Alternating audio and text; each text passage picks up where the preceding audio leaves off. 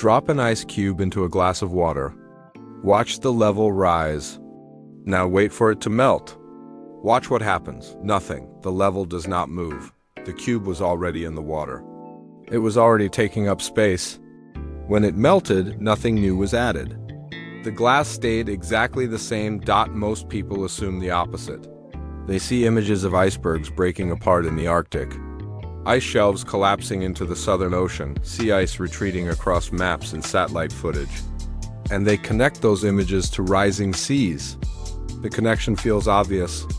It is wrong. Floating ice does not raise sea levels when it melts. It cannot.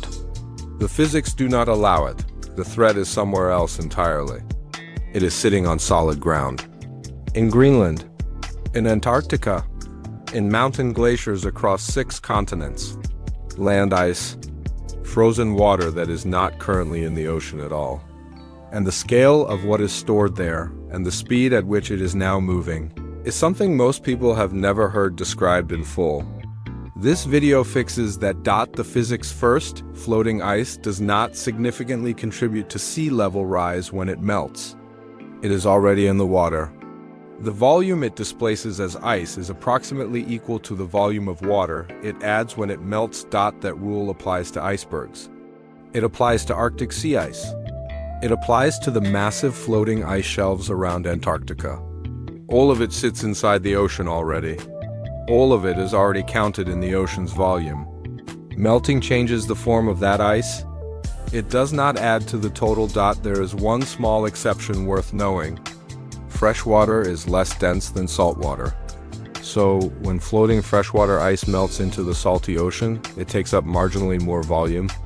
This raises sea level by about 3% of what grounded ice melt does. Real, measurable, but small. The big number. The number that matters comes from ice that starts on dry land. Ice that has never been part of the ocean. Ice that has been locked in place on solid ground for tens of thousands of years. When that ice melts and runs into the sea, it adds new water. Water that was not there before. That is what moves coastlines. How much water is locked up in land ice right now? The answer is staggering. If the Greenland ice sheet melted entirely, sea level would rise by approximately 7.4 meters.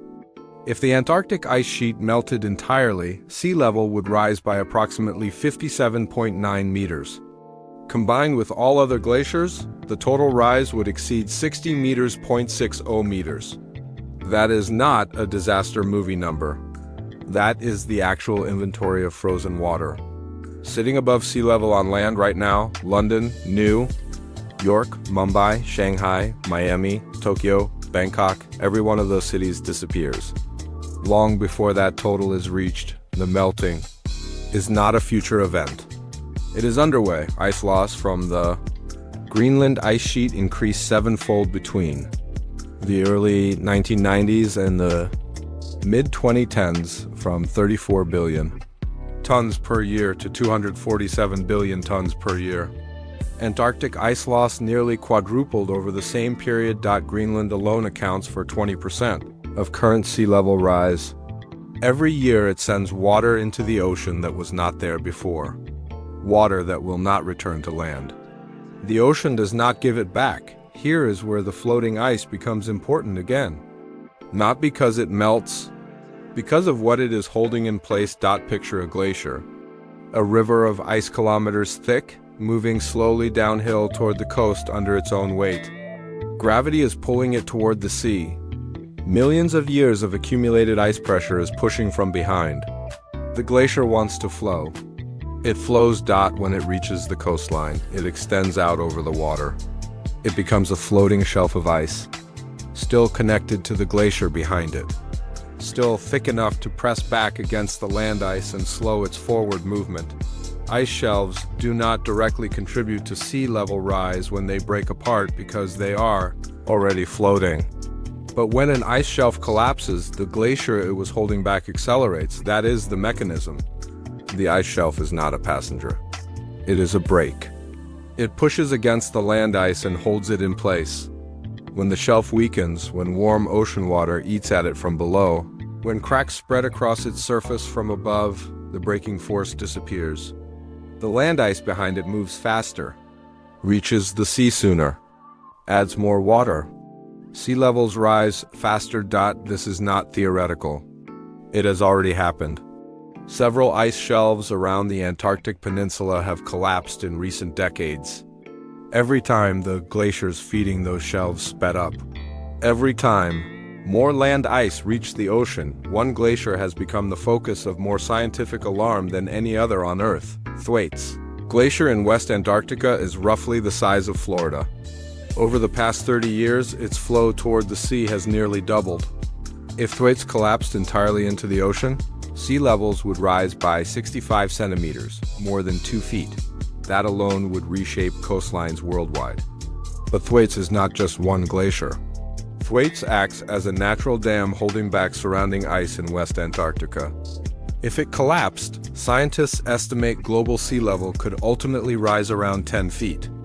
The ice shelf holding it in place could disintegrate much sooner than the glacier itself, triggering a retreat that is both unstable and potentially irreversible. The collapse of Thwaites could set off failures in other nearby ice sheets through marine ice cliff instability. Without the braking force of ice shelves, large unstable ice cliffs would collapse directly into the ocean. The collapse of Thwaites could ultimately trigger the loss of much of the western Antarctic ice sheet, producing 3 meters of sea level rise through this process alone. Scientists call it the Doomsday Glacier. The ice shelf bracing the eastern portion of Thwaites is likely to collapse within a decade from 2021. That is, not centuries from now. That window is open right now. Scientists are watching it from satellites, measuring the fractures, monitoring the cracks spreading across the surface, tracking the warm water moving beneath. The clock is not theoretical. It is running. Go back to the glass of water, the ice cube floating inside it. The water level that does not move when it melts.